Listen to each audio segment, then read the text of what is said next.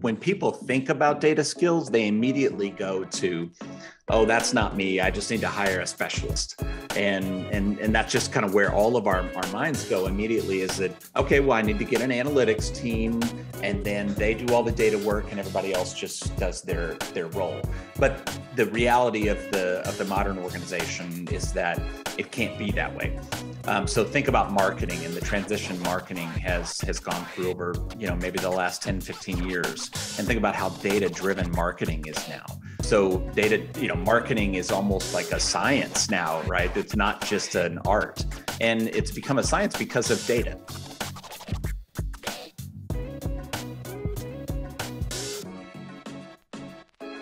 Welcome, ladies and gentlemen, folks and people, to today's episode of the Strategy and Leadership Podcast. My name is Anthony Taylor. I'm your host. I am the managing partner of SME Strategy. We facilitate strategic planning sessions and train and develop leadership teams. And today, my guest is Matt Cowell, who is the CEO of QuantHub. Matt, how's it going today? Good, Anthony. Thanks for having me. I'm looking forward to the conversation.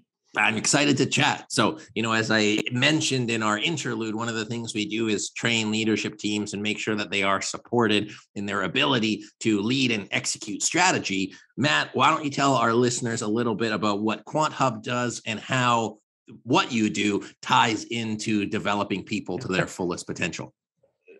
Sure. Yeah. So we are passionate about people being successful and leading teams to be successful. And one of the big gaps that we see in the world today is around data skills.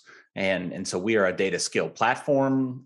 We have an assessment platform for data skills that helps organizations hire well if they're filling like data science, data engineering roles. And we also have a data skill upskilling platform that really is a platform focused across the entire enterprise, helping each and every person acquire the necessary data skills to sort of participate in the modern workforce, where we're surrounded by data. And I like to say that data skills aren't optional in the modern workforce. And, so when it comes to leaders thinking into the future and preparing their organizations for the future, if they're not thinking about data skills and being more data driven, then they might want to start doing that soon. Yeah, absolutely. So, as I was thinking about this, I was like, okay, data skills. Now there's like data engineers, and I would in my mind is like specialists and then generalists. Right. So how do you and how does your company view kind of the range of data skills from, beginner to expert, and why should our listeners, even be thinking about data skills as part of their, training stack or training development flow? Yeah, it's a great question. When people think about data skills, they immediately go to, oh, that's not me. I just need to hire a specialist. And that's just kind of where all of our minds go immediately is that, okay, well, I need to get an analytics team and then they do all the data work and everybody else just does their role. But the reality of the modern organization is that it can't be that way. So think about marketing, and the transition marketing has gone through over, maybe the last 10, 15 years, and think about how data-driven marketing is now. So data, marketing is almost like a science now, right? It's not just an art, and it's become a science because of data. So people are doing A/B testing. They're really using data to identify their best targets. They're looking at conversions in the marketing funnel, and they're looking at the data to see what's happening there. Why are some converting at a higher clip than others? And the entire organization is now like that. HR, trying to figure out where your best hires are coming from. What's the retention rate in the hiring funnel? Do you have people dropping out in certain steps of the hiring process? Why is that? And so all of these things are questions. The way I like to think about using data across the workforce is, how do we ask questions, good questions, and answer those questions with data? And so that's when I think about being data-driven, that's what it is to me. I want to ask questions about what's happening in the business and then answer those questions with data. And that's not an analytics job. That's a marketing analyst job. That's an HR analyst job. That's a financial analyst job. That's a sales person's job. It's all of us, right? And so it's not just these highly technical roles. It's actually each and every one of us. But Matt, what if I make all of my decisions based with my gut? Well, you might be lucky. So, yeah, I think there's also a misnomer that now you become a robot and you make all decisions with data and you overanalyze everything. I still think intuition is important. The way I think about that is I like to be intuitive, but I want that intuition to be backed up with data. So I want my intuition to be informed by consumed. So I start developing an intuition around what's happening in my business or in the market or with a certain segment of customers or a certain opportunity in the market. But I want that intuition to be informed by some analysis that I've done that is based on data. I don't think you need to be paralyzed by it and have data to make every decision. I don't think that's the goal. But not having any data and just making it on gut may work out, but I think you have a higher chance of success by informing your intuition with data. Yeah, absolutely. And it adds robustness to your data set. I mean, when I was watching just a quick hockey game or soccer game, actually, and it was 10 minutes in, and then this little thing popped up in the right-hand corner. It's like probability to win, tie, lose, or whatever. And it was just really interesting that even 15 minutes, they had these quants from Oracle or whatever saying, hey, we've done our statistical modeling on this. Figure, I don't know what it changes, but it's interesting to be able to see that you can use data and good data process, not just data to make a decision. Absolutely. So, if we needed to sell using data and leveraging data, what would be the biggest potential upside if you were trying to convince our managers and leaders to, I'll use the word invest in their data capabilities? What's the biggest upside for them and for their businesses? Yeah, I mean, there is real hard ROI tied to this. So Accenture and Click did a study a few years back on sort of the top line market cap gain from companies that are more data driven than companies that are not, and it's 3 to 5%, which on call it a $100 million company, that's a lot of money, and so. That's one example. There are other examples. Marketing is an area where there's significant ROI to gain from being more data-driven. Typical marketing it returns about a 2x ROI. So, marketing obviously has to have some sort of ROI in general. And so if for every marketing dollar you spend, you get $2 of revenue. Well, data-driven marketing is 5x ROI. And so those are significant dollars. Those are just a couple examples. Another one is more on the cost side, but most companies are putting tools in the hands of their employees that are like BI tools, like reporting tools, to the extent that 75% of employees typically have access to some sort of reporting tool. Well, the problem is only 21% of the people actually know how to use it. Mm-hmm. So when you start thinking about the cost of putting a tool in 75% of your employees' hands, when the knowledge gap is about 50%, there's a lot of money being wasted there. And so we have, kind of an ROI calculator, and it's a significant amount of money, both on the opportunity side, the revenue side, as well as cost.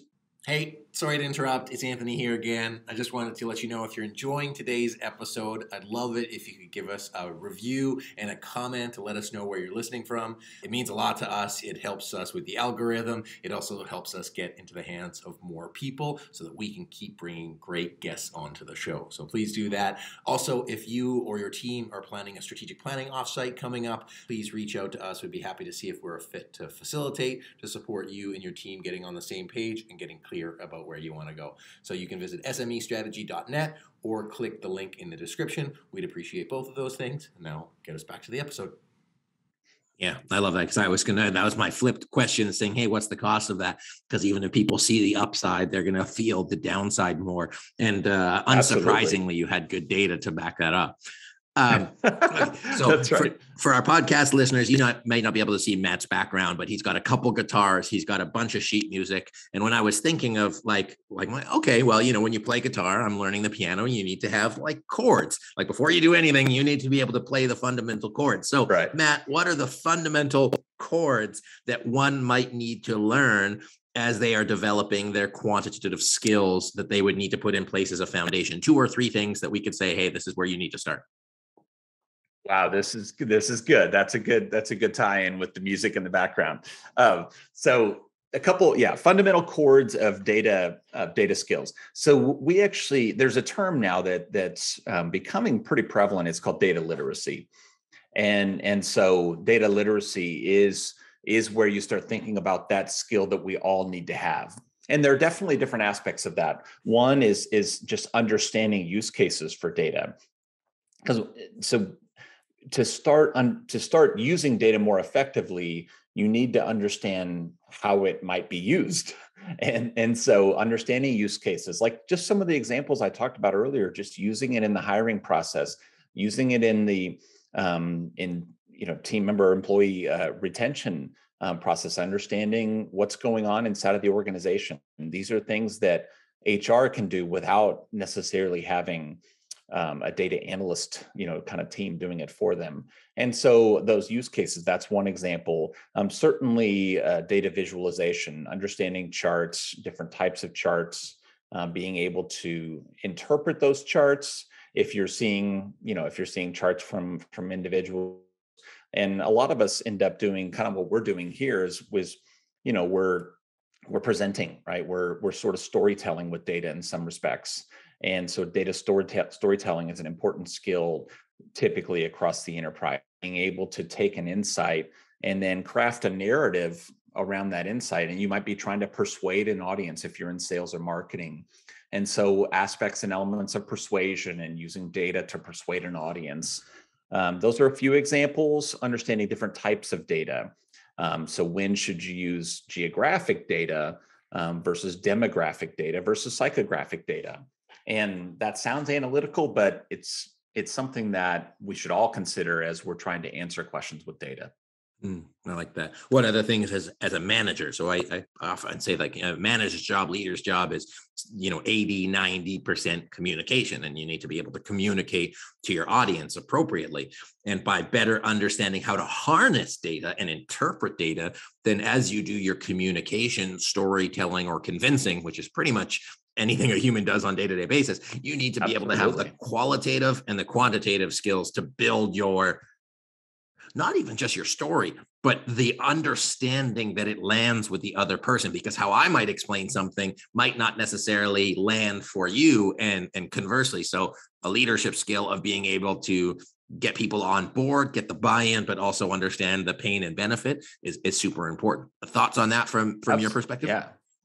Oh, I totally agree. That actually makes me think of an example of, as a leader, one of the things you're going to be doing in addition to communicating progress and how things are going is setting targets. And so you're going to be setting KPIs for a team. And I once worked with a manager of a customer support team. And our return or turnaround time on customer support cases was not what we wanted it to be. And so they set a target to reduce the turnaround time and incentivize team members to, close cases more quickly. And so about a month in, looking at the KPI they set, we were hitting that target. Everything sounded good. Everything seemed good. But then customers were complaining that it was taking longer to get their cases turned around. And we're like, what in the world? And so actually satisfaction went down, even though it looked like we were closing cases more quickly. And so what happened was, as soon as you actually set that target for the team and incentivize them, they started closing easy cases more preferentially. And so, because they could close them faster. And so guess what happened? Then the harder cases, which is actually those are the cases that customers cared about more, as it turns out, sat there longer, but we were hitting the target. And so it's just an example of not having that kind of general data literacy to think through what you're measuring and how it actually matters to the end customer. And so it's an example of just kind of poor data literacy, where we set a target, we were measuring against that target, thought we were being successful, but at the end of the day, we weren't actually achieving the outcome because we were using data incorrectly. And so that's just an example of a leader, of a manager, and being able to understand how to use data correctly to improve the effectiveness of the organization. Absolutely. And I think it's critical that managers and leaders understand the strategic outcome. So not just the what, but the why. Because if you don't understand why you're trying to do it, then it just occurs as a goal. And it also, from a data point, understand like how you can get leverage towards accomplishing that goal. Because my suggestion to that was just like, well, just close all the tickets. And apparently that's what they were doing. You just close the tickets faster. You don't need to solve them. Just close them because you hit the KPI. But it drives behavior. And one of the things that I see a frustration with some people is that they hire people, they don't have that like strategic thinking. They can't like process decisions. And so as much as it is, I don't know, maybe some people have it inherently. One of my colleagues is an engineer and he's like, hey, you've got good problem solving skills. You solve skills like an engineer. And I'm like, yeah, and I was just scrappy. Being able to have that as a process that's repeatable so that you can develop the people in your organization. So I don't really have a question out of that, but it's just looking kind of like the application and the root cause of, maybe it's the root cause. Why are people bad at using data-driven decisions? Do you have a hypothesis behind that? Why? I mean, I actually really love this topic. I think this is the key to becoming data-driven, is being inquisitive. And then, so asking questions and then just getting better over time. And you just start asking better questions. And that happens because you start asking questions and you start answering those questions with data. When you do that, you actually you'll start realizing that you're not maybe asking the right question. You'll answer that question with data. And maybe that's back to the hiring example. So we're hiring people and it's taking 45 days, let's say, as a cycle time to hire an individual. And so we want that to be 30 days. It's taken too long. And so we start asking why. First question is, why is it taking 45 days? Well, the first thing we do is break it down into different steps of the process. And so that's not the answer yet, right? So that's the first question. That's the first why. And so we start there. That's not the best question, but that's okay. We start there and we answer that question. And now we realize it's actually taking a third of the time in this one step. And maybe that's actually where the manager gets involved and does an interview, and we're waiting for their feedback. And so now we're actually digging, well, why is that process taking so long? So that's now another question. And now we're going to answer that question. What's taken the manager 5 days to send us feedback after they do the interview? And so now now we're starting to get to the root cause. And so, over time, then going through that process, to me, what that does is it actually starts giving you the insight to ask better questions. And so you, at the very beginning of that process, maybe we're not all great at, like you said, we're not intuitively all great at asking great questions and thinking about the end outcome, but we get there through a process, and we kind of start learning by just asking a lot of questions and answering those questions with data. I think that's how people get there, because like you said, not everyone has that skill, and it's a hard skill to sort of teach in a textbook manner, right? It's one you kind of learn by doing. Well, yeah, kind of like guitar. If you just hand somebody a guitar and say, hey, just play this guitar. Well, I have seen people play guitar. How do I do that? Yeah. So as we get into 2022, companies thinking like, okay, great, I've got my strategic plan. I hired SME Strategy to do my strategic plan. And we're trying to build our capacity in our people. Do you have a preferential approach on how to develop the skills, in part because you can't just sit there for like 3 days and be like, hey, I'm going to be in a data workshop. Would you put people in a 3-day data workshop, or would you recommend like a staged approach, like practice makes perfect kind of approach? Yeah, I certainly would prefer to do the latter. One of the truths that exists, and we've all experienced this with learning, is that when we think about, okay, I don't know this information, I'm going to go schedule this training. It's going to be 8 hours. I'm going to have to find time to do it. And then I'm in that training, I'm going to learn and learn and learn, and then take a test, and then I'm going to forget. And it's what we did at school. It's what we do in training. And so that just doesn't work. And there's plenty of research that backs that up. I mean, you lose actually about 90% of what you learn in the first month after that type of learning, which is not good. And so a better way to learn is a little bit every day. Language learning platforms have been doing this for a while, like Duolingo. If you've heard of Duolingo, those platforms are focused on learning in small bite-sized pieces and learn a little bit every day.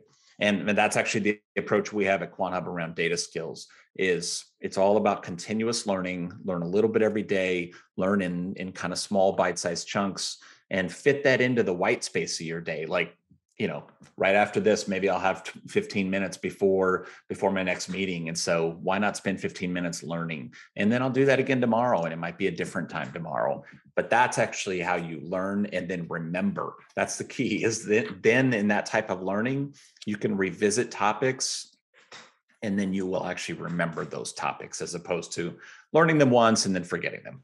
Yeah, absolutely. And I think one of the things that I've seen from learning and development, especially, you're probably not going to try to train one person on this, or develop it, not just train, develop, because I think that's a key distinction, is that like as a management team, like making time for them to practice together. When we do strategy huddles and we introduce a new concept, we do it in workshop fashion, so that you can actually like talk to each other and learn from each other. But you have to have some sort of like subject matter to be inspired by, or to go off of and say, hey, what did you learn here? How did this apply to you? How can you put that in? Matt, as we finish up here, what's a question I didn't ask you? Like, what's the thing you're like, oh man, here's like the coolest, nerdiest, obscure thing that's actually super fascinating as it relates to either data literacy, data skills, or even just people development or anything about the sort? Nothing actually comes to mind that's super. I mean, there are plenty of interesting examples of data around us that people don't think about. And they don't think about how data, like my voice right now, because Alexa's in the next room and I'll be quiet so she doesn't chime in, but my voice is data right now. And so everything around you, everything you're doing, yesterday, if you were Cyber Monday, when we're recording this, it's the day after Cyber Monday. And so, that there was so much data that went into the recommendations you saw, and that data is based on you and your patterns of buying. And so, I like to think about that and kind of point that out, that, everything that's happening around us has some element of data in it, and people just don't think about it. And so part of being more data literate is actually being aware of the data around you and how you can harness that data for better decisions. And so that's probably not maybe the crazy cool thing you were looking for, but that's something we hadn't talked about. No, I appreciate that. I mean, I think there's an interesting intersection between too much data, when you're just like overloaded with dashboards and you're like, whoa, like this is so cool, and vanity metrics, versus like, hey, how is this actionably focusing my actions on the things that I need to focus on, so that it drives that. And then I think as a manager, that's why I like to say, just answer a question. Just pick a question and answer that question with data. And that's different than getting every data point and all these dashboards. You can then start building dashboards that actually answer questions when you think about it that way, as opposed to just saying, what data do I have and how might I use that? Start with the questions. Yeah. And being aware of crafty employees that will manipulate data, because you can have data tell any story you want if used incorrectly. And then if you're asking a question, a vigilant CEO needs to be like, hey, that's not the question I asked, because they will ask a question and you'll say, yes, well, we have 500 visitors. It's like, well, thanks. That sounds good. Did it actually answer the question? So men do, women do. Right. Yeah. Numbers don't lie. So focus on that. Matt, where can people learn more about QuantHub? Where can they connect with you? Where can they just take part of your training and development and everything else you're doing? Yeah. I mean, we're at quanthub.com. And so, you can certainly get in touch with us there. I'm at Matt at quanthub.com. I love connecting with people on this topic. And so, we're happy to do just kind of consultative sessions, for free on understanding your organization and where you are on that journey to being more data driven, and, talk about different ideas and things you can approach, whether or not you use QuantHub to do so. We're just passionate about this topic, and we're a learning organization. And so we love to have those conversations. So I'd love to hear from anyone listening today on where they are and where they're going. Awesome. And I think, just as a plug for you guys, I think it's one of those things that's such a journey, and it's a set of skills that developed won't just be data analytics. but it'll actually run kind of parallel as a grid to amplify, including communication, leadership, HR, marketing. Every function will get better by data literacy. So Matt, thanks for chatting today. It's been a blast. And actually, before we go, what is the sheet music behind you? I'm so curious. It is timely, and in terms of this time of year, it's actually Christmas music from like the 1950s. So it's in an antique window frame that my wife loves this antique store. So it's 50s Christmas music. It's pretty cool.